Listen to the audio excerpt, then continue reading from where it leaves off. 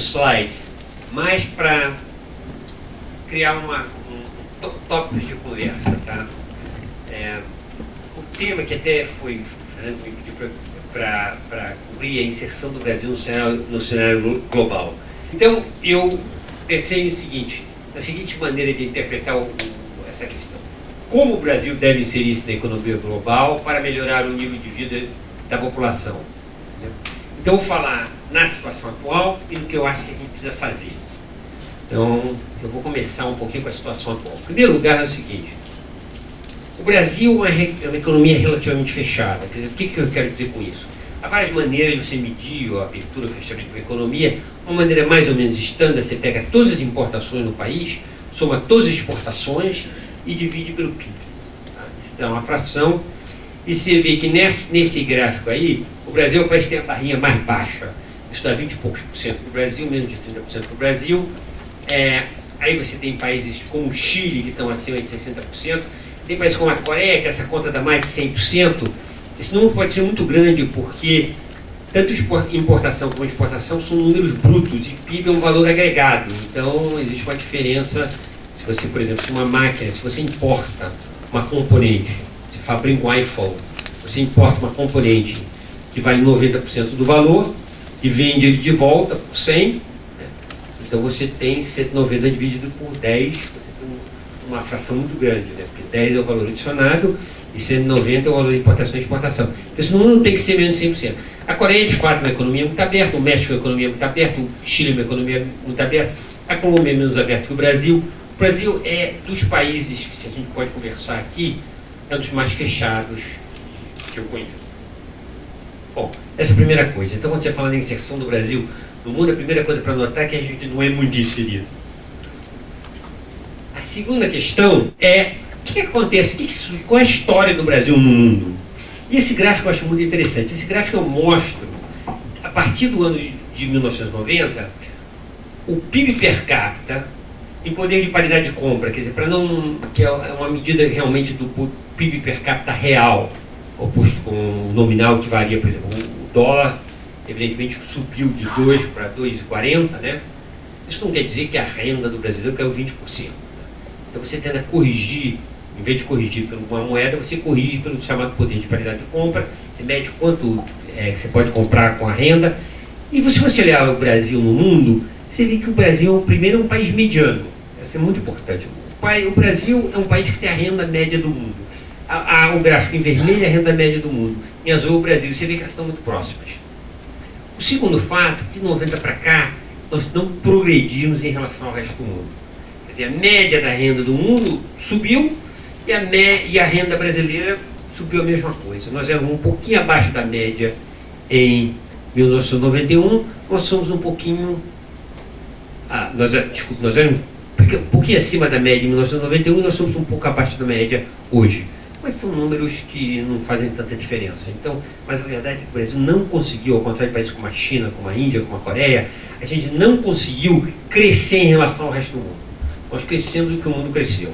E a outra coisa para observar ali, que todos nós sabemos de uma certa maneira, mas é sempre bom reforçar, é que nos períodos que o mundo cresce bem, o Brasil cresce. E nos períodos que o mundo não cresce, o Brasil não cresce. Quer dizer, o crescimento do mundo é uma coisa boa para o Brasil. Por que é importante você transacionar com o resto do mundo? Por que eu mostrei esses números? Porque há ganhos importantes no comércio internacional. Tá? Você se especializa em setores que você tem vantagem comparativa, que você produz melhor, você ganha em escala, é uma coisa muito importante, os ganhos de escala são muito importantes, você consegue produzir mais, você está fazendo um número mais limitado de coisas, e mais importante, você ganha em variedade. Você ganha em variedade porque você pode importar coisas que você realmente seriam muito caras para você produzir. Tá? A outra coisa, entender, é uma palavra que a maioria dos economistas detestam, mas que é muito utilizada, que é a tal da competitividade. É muito difícil encontrar um economista que gosta da palavra competitividade, porque na verdade todo país é competitivo em algum setor. Essa é a verdade, o que os economistas, com a ideia do Ricardo, chama-se vantagem comparativa. Então, todo país tem uma vantagem em alguma coisa. Então, atualmente, a noção de competitividade, até o World Economic Forum, que inventou essa palavra, se não inventou, foi o grande promotor dessa palavra, já mudou um pouco. Então, como eles definem competitividade hoje, você pode até aceitar. Você diz, olha, a competitividade são os fatores que permitem uma economia sustentar crescimento e prosperidade a longo prazo. E assim, isso é competitividade, aí ninguém é contra. Então, o que nós somos contra é essa ideia, que não há uma competição. Entendeu? O Brasil, e vamos supor o México, não é a Coca-Cola e a Pepsi-Cola. Se você pensar, a Coca-Cola, ela não compra nada da Pepsi-Cola. Ela compra absolutamente zero da Pepsi-Cola. Enquanto que o México compra muita coisa do Brasil, o Brasil compra muita coisa do México. Quando o México vai melhor, é bom para o Brasil. Quando a Pepsi-Cola vai melhor, não é bom para a Coca-Cola. Então essa aqui é a história. Então não há competitividade nesse sentido. O que nós precisamos é aumentar a nossa competitividade em setores que aumentam o produto per capita. Quer dizer, não é que a gente vai aumentar, é impossível você pensar na competitividade de um país, mas você pode pensar na competitividade de um setor, e nós precisamos pensar nos setores que realmente tornem o país mais rico. Né? Obviamente, quando também atenção à desigualdade. E a noção aí é a noção de vantagem comparativa. O que você consegue produzir melhor que os outros? Porque o que você consegue produzir melhor que os outros é exatamente aquilo que você é mais competitivo. Agora, a vantagem comparativa não é uma história que nem a montanha mais alta. Não é uma coisa fixa. Tá? Elas não são fixas historicamente. A vantagem comparativa tem uma dinâmica. E as políticas econômicas e sociais determinam a vantagem comparativa amanhã. Você não pode pensar em vantagem comparativa quando sendo uma coisa estática. Então, um exemplo importante, por exemplo, se você for ver os investimentos em educação, causaram uma grande vantagem na tecnologia da informação em lugares como Taiwan e, obviamente, os exemplos, por exemplo, que aconteceu no Vale do Silício, a importância de lugares como a Universidade da Califórnia em Berkeley e Stanford. Né? São exemplos de que a vantagem comparativa, os Estados Unidos não nasceu com uma vantagem comparativa em software. Agora, nessa história, nessa questão do Brasil no mundo, a questão crucial é a questão da produtividade. Tá? E o Paul Krugman, meu colega em Princeton, disse uma frase muito Paul Krugman é ótimo por frase. Ele é ótimo em muita coisa, mas em frase em particular, que ele falou o seguinte: a produtividade não é tudo, mas no longo prazo é quase tudo. Então a gente quer entender como é que a produtividade, como é que um país aumenta a sua produtividade, como é que ela ganha vantagem comparativa em setores que trazem mais uma melhoria do bem-estar da população. Bom, a questão da produtividade, há várias maneiras de medir produtividade, mas tem duas que trazem muita atenção. A primeira é que o Krugman estava se referindo nessa frase. Essa frase ele está se referindo a uma coisa que chama assim, produtividade do trabalho. Quanto é que você produz por trabalhador?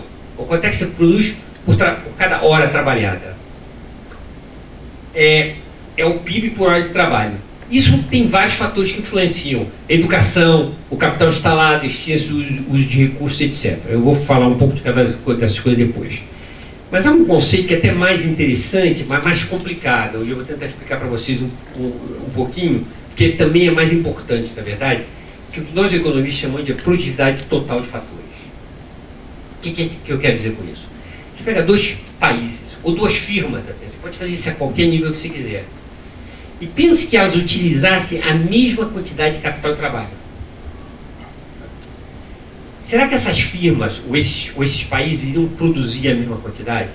Em geral, não. Se você olhar, por exemplo, uma firma americana, tá, que tem, numa mesma indústria, e até uma indústria relativamente bem definida, uma indústria, vamos supor, produtor de balas e doces, uma indústria bem específica. A firma mais produtiva, com a mesma quantidade de capital e trabalho, vai produzir, se ela estiver nos 10% superiores, ela vai produzir o dobro do que uma que esteja nos 10% inferiores.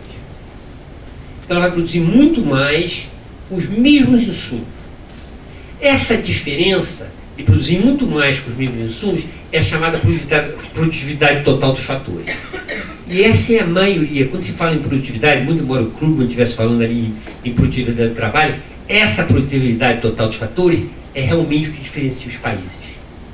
Não há tanta diferença. Há diferenças grandes de educação, por exemplo, na produtividade do trabalho, há diferenças importantes de quantidade de capital nas economias, mas a maior diferença entre países é a produtividade total de fatores. Mais de 50% da diferença de produto entre os países é explicada pela produtividade total de fatores.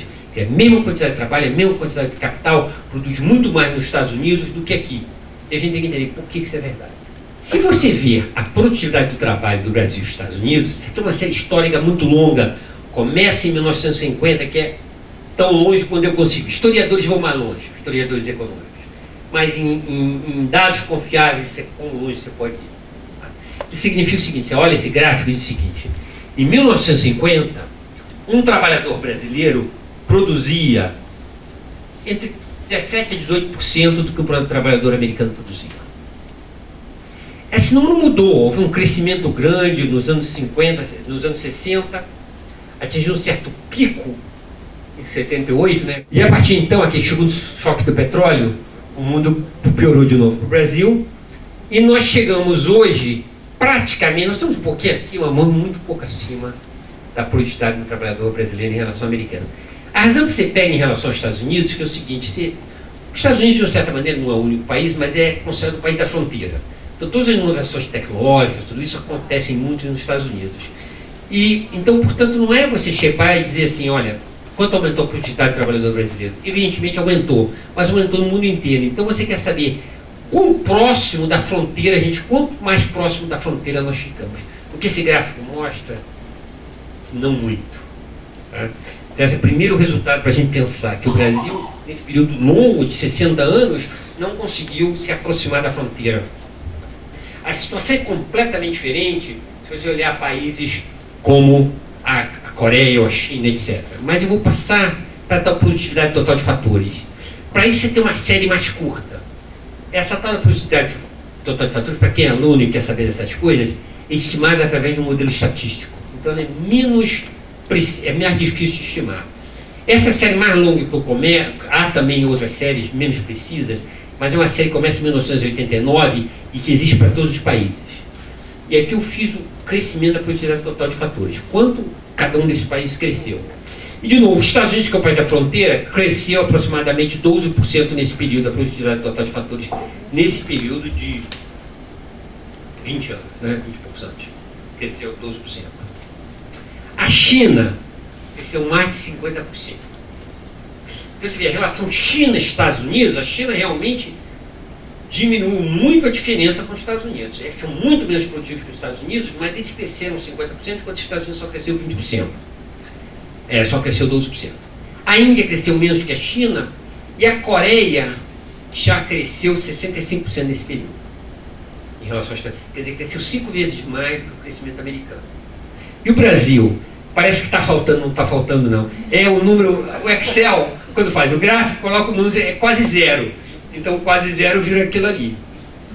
Então o Brasil realmente, a produtividade total de fatores, a gente não cresceu, cresceu menos do que a fronteira. A gente não conseguiu acompanhar os Estados Unidos nessa história.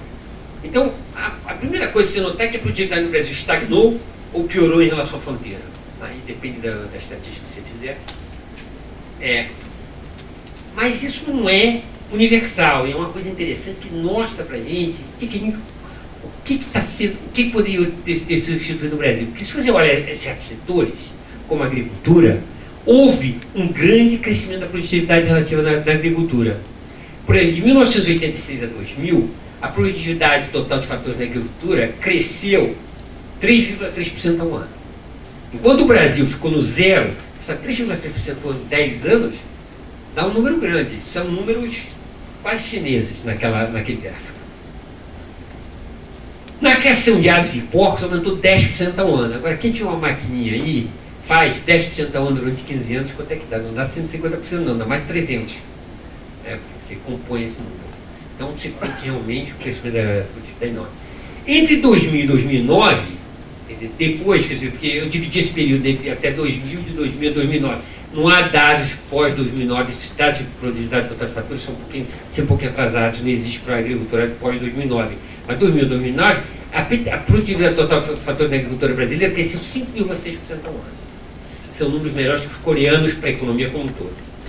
E mais, esses números são os maiores números de qualquer grande bloco de país. Você pegar Europa, Estados Unidos, China, Índia, Argentina, Canadá, todos eles cresceram menos que o Brasil. O Brasil é o número 1 em crescimento da produtividade total de fatores da agricultura, nesse período desse milênio, né? Porque desde que a gente tem dados desse milênio. Então, esse crescimento mostra que não é um dado do Brasil, não é como a história do frio de julho, né? Não é isso. Brasil tem maneira de crescer a produtividade total de fatores e indústrias. E a gente tem que entender por que a agricultura funcionou assim e outras não funcionaram de outra maneira. A outra coisa que é importante é o seguinte, isso foi um número que eu aprendi na semana retrasada, não é meu, é do Marcos Dianco, mas é um número que eu acho muito interessante. O IDH, você pega todos os setores, todos os municípios do Brasil que são predominantemente agrícolas, que são quando a produção da agricultura é importante, o IDH desses municípios é igual ao IDH do Paraná. É muito mais alto que o IDH brasileiro. O Paraná é um estado muito rico em relação ao resto do Brasil. Quer dizer, se o Brasil tivesse nessa parte da revolução, se o Brasil fosse só esses lugares agrícolas, nós temos o IDH do Paraná, não é a Suécia, mas é um IDH alto. Então isso é uma coisa importante para a gente saber, não tem nada a ver com... Agora, o que é importante entender por que isso acontece. Então, tem duas coisas que são interessantes na agricultura, que distinguem a agricultura brasileira de outros setores da economia brasileira. Primeiro que são setores que são mercados abertos e desregulados. O Brasil, na verdade, é um dos países mais desregulados e mais abertos para a agricultura. O agricultor brasileiro, ele concorre, ao contrário, com mercados altamente protegidos na Europa, nos Estados Unidos, menos protegidos hoje na Ásia, a Ásia virou mais competitiva nisso, né? Mas a agricultura brasileira, ela mesma é muito aberta, né? Você pode importar coisa no Brasil e tal. Houve enormes ganhos de escala, houve uma concentração na produção no Brasil, grandes escalas, e houve no Brasil, na agricultura, ao contrário dos outros setores, foi criada uma tecnologia nacional, uma tecnologia completamente adaptada ao Brasil, quer dizer, os agricultores gostam de chamar de agricultura tropical, né? O Brasil é o país dominante da agricultura tropical, os outros países do mundo, olha, a verdade é a seguinte, isso foi tudo criado, os outros países do mundo copiam o Brasil, né? Os outros países com agricultura, com clima semelhante ao Brasil, hoje copiam o Brasil, usam sementes brasileiras, etc. Foi tudo desenvolvido no Brasil, foi desenvolvida a tecnologia, foi desenvolvida na Embrapa. Eu estava conversando com umas pessoas que entendem desse negócio da história, seguinte, olha, que em 1970, quando começou a abertura da agricultura brasileira, em 1980, o que os agricultores brasileiros fizeram era copiar o que os americanos faziam, porque os americanos eram os maiores produtores mais eficientes de agricultura no mundo. E a Embrapa criou mas aquilo não era exatamente adaptado às necessidades do país, nós tínhamos um clima diferente, tudo isso. E a Embrapa criou a tal da agricultura tropical. Então, para terminar, eu vou focar em alguns problemas. Eu vou ser bastante rápido para a gente ter tempo para conversar, né? Vou falar de educação, eu vou falar de investimentos, e vou falar de três coisas que eu acho que são particularmente importantes para a produtividade total de fatores. Vou falar de pesquisa e desenvolvimento, eu já comecei a falar da Embrapa, vou falar mais dessa questão, vou falar de infraestrutura e vou falar de cidades. Educação.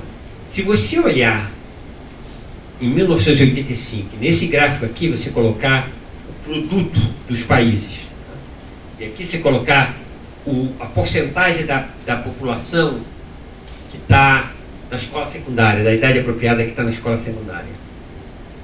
Você vê, evidentemente, os países mais ricos, tem mais gente educada, se espera, né? Mas aí eu coloquei dois grupos de países. Em vermelho estão os países da Ásia. Em verde estão os países da América Latina. E você vê o seguinte, países, por exemplo, em 1985, a gente não pensa nisso, né? A Coreia era mais pobre que o Brasil. Então ela está à esquerda do Brasil, porque ela era mais pobre que o Brasil.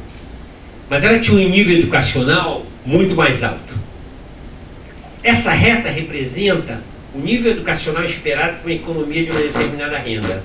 A Coreia estava muito acima daquela reta, quer dizer, tinha muito mais educação do que se esperava. O Brasil está muito abaixo.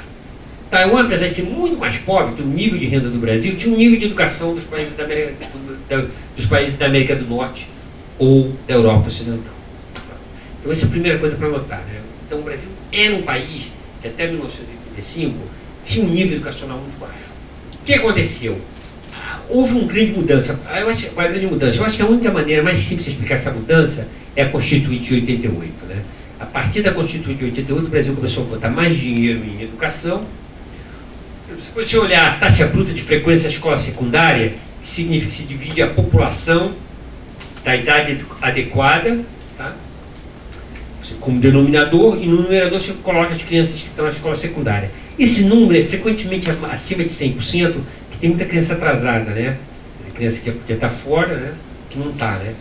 Então, mas o Brasil veio de 50% a 100%. Então, é um negócio que você Realmente, não quer dizer que toda criança que está da idade certa está na escola secundária, tem as crianças atrasadas, as crianças já deveriam ter saído da escola secundária e ainda não saíram. Elas compensam as que nunca entram. Mas, de qualquer modo, aumentou muito. E você pode ver isso em outras coisas. Por exemplo, gasto de educação no setor público, você vê o seguinte, que o Brasil está gastando quase 6% do PIB. Isso é um número de 2011.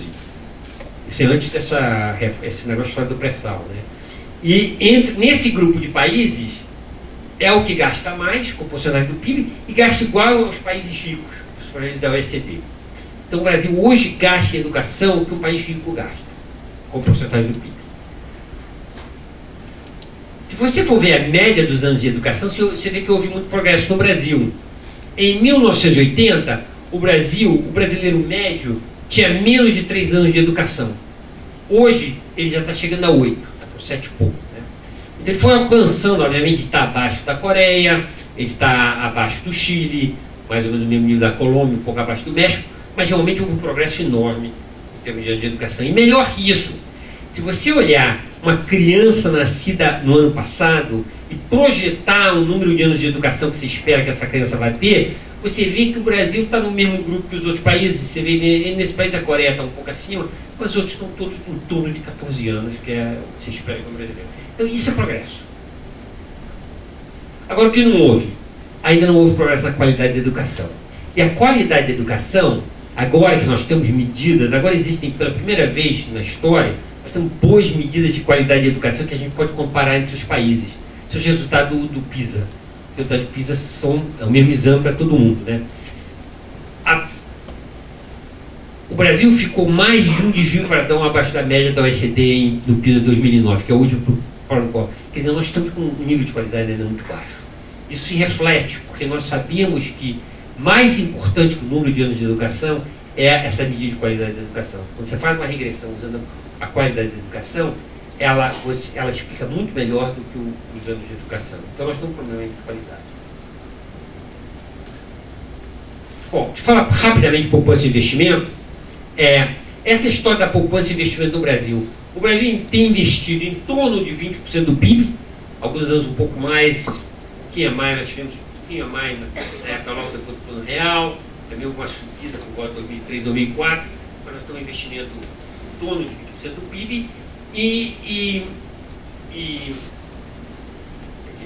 desculpa, o investimento está aqui, né, é um PIB por volta da época do Plano Real, né, e depois estão voltando esse número, e a poupança atualmente está um pouco abaixo, está uns 3 pontos percentuais abaixo do investimento, que significa que nós estamos importando poupança externa para financiar esse investimento. Há 2 problemas aí. Um é que esse nível de poupança externa, 3, 4%, é ok, mas não pode ser muito maior que isso. E segundo, que nós precisamos estar investindo mais ou menos 25% do PIB. Então nós precisamos aumentar o nível de investimento no Brasil de 5%, para manter uma taxa de crescimento elevada por longo prazo. Essa atual taxa de poupança, uma taxa de poupança de 7, 8% do PIB, se você quiser financiar 25%, você precisa de importar 7 a 8% de poupança externa. Isso significa um déficit em conta corrente de 7 a 8% do PIB. Os chamados mercados ficariam completamente malucos se a gente fizesse isso. Então não é factível. Mas há um problema, segundo que a evidência internacional sugere que a taxa de poupança privada só aumenta depois do aumento da taxa de crescimento. É um problema de ovo e galinha. Você não vê na evidência internacional países começar a poupar para depois crescer. Quando eles crescem, eles aumentam a poupança. A única maneira que a gente vai sair dessa encruzilhada é aumentar a poupança do governo. E aumentar a poupança do governo, o que quer dizer? O governo tem que gastar menos. Mas não gastar menos em investimento, porque o investimento é uma maneira que o governo poupa. Então a única maneira que o governo pode fazer isso é diminuir o gasto de custeio. Uma outra solução, é um problema aritmético no Brasil. Enquanto isso não acontecer, eu não vejo o Brasil atingir o nível de investimento que a gente precisa para crescer. Agora, nesse negócio de investimento há uma coisa muito interessante. Quando os economistas olham o nível de investimento, você está olhando global. Qualquer capital entra igual. Mas, na verdade, quando você olha os dados com um pouquinho mais de cuidado, você nota o seguinte: é particularmente importante, tem sido particularmente importante, investimento em tecnologia de informação. Então, por exemplo, você olha os Estados Unidos, Os Estados Unidos é um país que, cuja produtividade total dos fatores tinha estagnado nos anos 80, na década de 70 e 80, e de repente ela começou a crescer na década de 90. E é quase toda associada, hoje as pessoas veem, é quase toda associada à tecnologia de informação.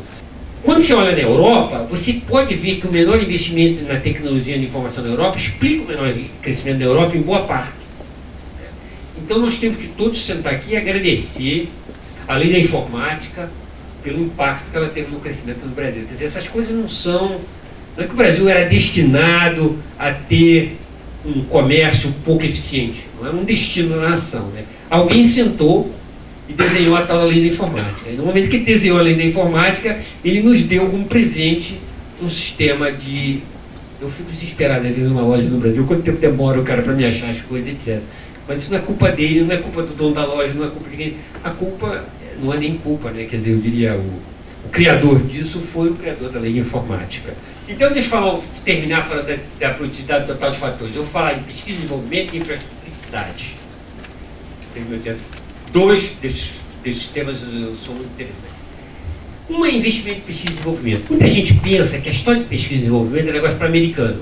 Ah, bom, os Estados Unidos cria tudo e isso aqui que isso deve ser feito. Mas, se você pensar, e há trabalhos empíricos sérios sobre isso, a pesquisa e desenvolvimento afeta a produtividade total de fatores de duas maneiras. Primeiro, como inovação. Evidentemente, você faz mais P&D, você vai ter mais inovação. Nós tivemos exemplo disso na história da agricultura tropical. Mas a segunda, que também é muito importante, particularmente importante para o Brasil, é que ela ajuda você a absorver a tecnologia criada em outros lugares. Há estudos mais sistemáticos que mostram, por exemplo, que nos países ricos, menos avançados, como Finlândia, Noruega e Itália, quer dizer, não são os Estados Unidos e os Japões do mundo, mas a Finlândia, Noruega e Itália, mais de 40% do efeito do gasto em pesquisa e desenvolvimento na produtividade total de fatores veio através da absorção de tecnologias estrangeiras. Então, é uma coisa importante não só para você produzir ideias, mas também você absorver ideias. Há uma evidência enorme do que os economistas chamam de externalidade em pesquisa e desenvolvimento. Quer dizer, a taxa de retorno, se estima, são trabalhos sérios, tá? Se estima que cada dólar investido em pesquisa e desenvolvimento nos Estados Unidos dá um retorno de 40% a 60%. É um número absurdo. Por que é isso? Porque quem ganha retorno com pesquisa e desenvolvimento não é só quem produz a ideia. Que, em geral, a ideia ou é copiada, porque ela é copiável, ou ela é pouco modificada e também usada. Não é à toa que, se você olhar um telefone da Apple, um telefone da Samsung, um telefone... Todos os telefones são mais ou menos iguais. Tá? Alguém teve a ideia, né? E o lucro é dividido entre todo mundo que está naquela indústria, mais ou menos, né? Quando você olha para todos os países do mundo, quer dizer, que você tem pesquisa, fez o seu trabalho durante os 21 países da OCDE, as taxas são ainda mais altas, exceto em Portugal. Eu não sei se tem algum significado, só que em Portugal tem uma taxa mais baixa, mas se encontra isso, tá? Obviamente, justifica subsídios à pesquisa e desenvolvimento, que é importante, porque qualquer setor que você tenha uma taxa de retorno tão alta, vale a pena você gastar dinheiro público para ter esse benefício. A outra coisa é que as pessoas pensam que é de país rico. Mas se você olhar os sucessos recentes em P&D, são países como Coreia, Finlândia e Israel, que são três países que têm hoje em dia produzem muita tecnologia, esses países investem mais de 3% do PIB no P&D, mas começaram a investir nisso massivamente quando eram mais pobres que o Brasil é hoje. Você não tem que esperar ter um nível de renda dos ingleses para fazer pesquisa e desenvolvimento. Você pode fazer em países muito mais baixos. Eu quero terminar mostrando a vocês, em primeiro lugar, o Brasil tem uma infraestrutura muito boa de pesquisa e desenvolvimento, no sentido que tem 200 mil pesquisadores, mais de 10 mil com PhD. Tem algumas histórias de sucesso, a Embrapa na agricultura é um exemplo disso. Mas, infelizmente, se você olhar a criação de patentes no Brasil, que no fundo é resultado da pesquisa e desenvolvimento, eu tenho aqui uma série histórica. Essas são patentes obtidas nos Estados Unidos, tá? Quase todo mundo, quase toda patente boa é registrada nos Estados Unidos, porque você quer ter acesso ao mercado americano e ter a sua patente nos Estados Unidos. Se você olhar em 1999, onde eu começo essa série, Brasil, Índia e China, todos registram em torno de 100 patentes por ano. Brasil um pouco menos, mas são todos mesmo no Brasil, dessa época, 80 e poucos. Índia eu acho que é 90 e muitas, e China é 100 e poucos. Isso é 1999. Olha onde eles estão agora. Nós não temos feito o suficiente de produção, e esses países que tinham a mesma produção que o Brasil estão agora em outro patamar completamente diferente. Então esse é o problema do Brasil. Nós temos que fazer um esforço nisso, nós já fizemos, a Embrapa foi um exemplo importante, mas atualmente a gente está fazendo isso. Bom, falar um pouquinho sobre infraestrutura. Infraestrutura é muito importante. Nós temos no Brasil, até 1990, nós tínhamos uma infraestrutura muito inadequada, nós tínhamos um monopólio estatal de setores chaves, houve a privatização. E um negócio interessante que aconteceu no Brasil foi o que aconteceu, por exemplo, com telefonia, né? Telefonia no Brasil era uma coisa muito rara. Eu ainda sou da época que telefone era um objeto comprado e vendido, né? Eu acho que a garotada aqui não pode ter essa noção. Eu me lembro o choque que eu recebi quando eu cheguei nos Estados Unidos. E eu fui perguntar a um colega que estava lá, um colega americano, como é que eu botava um telefone na minha casa. Aí o cara me respondeu: você liga para a companhia de telefone e pede que eles tragam o telefone. E eu fiquei completamente chocado. Eu estava pensando para o mercado que eu comprar um telefone. No Rio, na época, não era isso. E, obviamente, a privatização causou. Hoje nós temos mais de um telefone por pessoa, né? Mais de 100 telefones por 100 habitantes. O grande crescimento, evidentemente, foi na telefonia celular, mas em geral nós aumentamos muito. Em outros setores de infraestrutura, infelizmente, por exemplo, portos, isso aqui é um estudo do World Economic Forum, da qualidade dos portos. O Brasil tem uma situação de portos muito ruim. Eu não precisava do World Economic Forum para saber disso. Você abre o jornal e vê as filas nos portos, a gente sabe disso também. Mas é bom comparar com os outros países. Até países como a Índia, a Colômbia, tem uma situação de porte bem melhor que o Brasil. Para a infraestrutura, evidentemente, você precisa de investimentos do governo, você pode ter parceria público-privada, mas essencialmente para o setor privado funcionar em infraestrutura, você precisa de uma regulamentação, porque a infraestrutura é um setor sempre monopolizado. E se você vai ter um monopólio, você tem que ter alguma forma de regulamentação que, ao mesmo tempo, garanta uma taxa de retorno razoável aos investidores. Bom, deixa eu acabar de falar sobre cidades. Esse é um dos meus temas favoritos. Citando o Rio, que é a minha cidade favorita no mundo, eu gosto de falar sobre cidades. Uma das coisas mais interessantes é que, se você olhar nos Estados Unidos, por exemplo, quanto mais denso uma cidade, mais produtiva ela é. Quer dizer, você tem que pensar numa cidade é um centro de aprendizado. E para entender por que uma cidade é um centro de aprendizado, você tem que entender a função moderna de uma cidade. O que é uma cidade hoje em dia?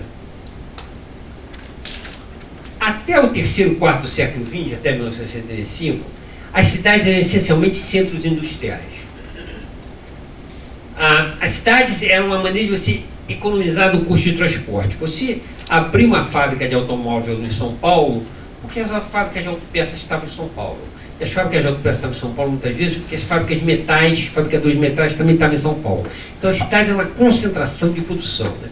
Você tinha isso, Detroit, você tinha toda a indústria automobilística americana em Detroit. Você tinha em Chicago toda uma indústria de transformação da agricultura, era em Chicago. Você tinha essas áreas, em Nova York você tinha toda a indústria têxtil. De roupas e tecidos naquela costa americana, né? Se você olhasse no Brasil, em 1970, mais de 40% da produção industrial no Brasil era feita na cidade de São Paulo. E se você olhasse em 1950, 7 das 8 maiores cidades dos Estados Unidos tinham sua força de trabalho concentrada na produção industrial. Isso é que era uma cidade. Uma cidade era uma máquina de economizar custo de transporte. Tá? Colocava todo mundo para fabricar junto, para pudesse mandar as peças de um para o outro rapidamente. O que aconteceu? Houve uma grande queda do custo de transporte. Já que a gente estava falando de telefone, aqueles telefones vendidos, um telefone era um objeto enorme, tá? Pesado. Hoje, o telefone ele é um objeto leve, faz muito mais coisa que aquele outro telefone não conseguia fazer, né? Então, por dólar, o valor, o peso diminui muito. Então, hoje em dia, custo de transporte é muito menos relevante do que era antigamente. Então, não se preocupa mais. Você pode produzir a chip em Singapura, entendeu? Trazer a chip para a China, montar o telefone na China, trazer ele para os Estados Unidos, que o custo de transporte é zero, essencialmente. Então, essas coisas, por dólar, o valor do telefone é praticamente nulo. Então, vai acontecendo o seguinte: a produção industrial começa a se descentralizar, porque hoje já não é importante se estar no local onde você tem o seu fornecedor, para o qual você fornece. Isso é completamente relevante. Em 1990, só 2 das 8 maiores cidades dos Estados Unidos têm a força de trabalho concentrada na indústria. O resto está tudo em serviço. Então, o que as cidades são hoje em dia? As cidades hoje são centros de informação e aprendizado. Tá? A indústria de serviços que dependem de informação e força de trabalho educada estão nas cidades. Os bancos, as finanças, os seguros, hospitais, etc. Essa indústria tem um alto grau de inovação. Você tem software, telecom, biotecnologia, está tudo em cidade, né? E hoje em dia, se você pegar todas as invenções nos Estados Unidos, 45, quase a metade dessas invenções ocorrem em 4 áreas metropolitanas. Tem provavelmente 10% da população americana. Está tudo concentrado em Nova York. Se pegar Nova York, Los Angeles, Boston, São Francisco, você tem 45% das inovações americanas. Então, e a outra coisa que é importante é a competição de cidade agora ultrapassa fronteiras. Quer dizer, não é muito importante. Você pode produzir, você pode ter o Google, pode ter um laboratório onde ele queira.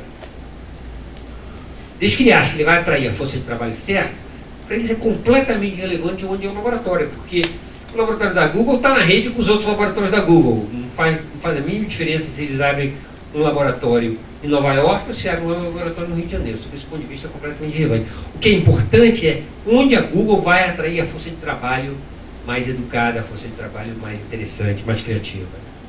Então, as cidades hoje são essencialmente centros de consumo para essas pessoas que produzem essas coisas criativas. Porque é irrelevante onde a Google está. O que é importante para a Google? Onde é que estão as pessoas que a Google quer contratar? Então você tem, nas cidades você tem economia de escala e variedade, né? Restaurantes, teatro, música, esporte, museus, lojas especializadas. E as amenidades são cruciais para as cidades prosperarem como centros de indústrias com força de trabalho educada ou como centro de consumo, né? E há 2 coisas para você fazer isso. Uma é a questão do transporte, que é uma questão crucial para você equacionar essa questão dessa cidade como centro de consumo. Você tem que ter um transporte adequado. E o segundo é fazer a vida mais agradável. Isso leva a controle da ocupação do solo e a questão da criminalidade. E outro setor que o Estado tem um papel enorme, né? Eu tive já várias vezes, eu tive a oportunidade de ter discussões aqui no Rio, sobretudo do Rio de Janeiro. O Rio de Janeiro é uma cidade que tem, ao norte aqui do centro, começando aqui no centro do norte, nós temos uma infraestrutura construída. Se você limpasse a Baía de Guanabara, toda essa área ao norte do Rio de Janeiro seria uma área extremamente atrativa para as pessoas. Você imagina a Ilha do Governador com uma Baía limpa, né? Ao contrário, o que a gente fez? A gente deteriorou a Baía e as pessoas se mudaram para a Barra. É realmente uma maneira muito ruim de você gastar os recursos públicos. E aí a gente gasta todo o nosso recurso construindo transporte para a Barra e fazendo infraestrutura na Barra. A infraestrutura aqui existe, esgoto existe aqui. Você não precisa fazer esgoto na Zona Norte. Estão prontos. Você não pode aproveitar isso, então você começa... Então há um problema de política. Cidades, de novo, não são coisas naturais, elas têm que ser construídas e elas têm externalidades importantes. Então o poder do Estado para fazer uma cidade boa, uma cidade pior, é muito importante, entendeu? E isso a gente precisava trabalhar.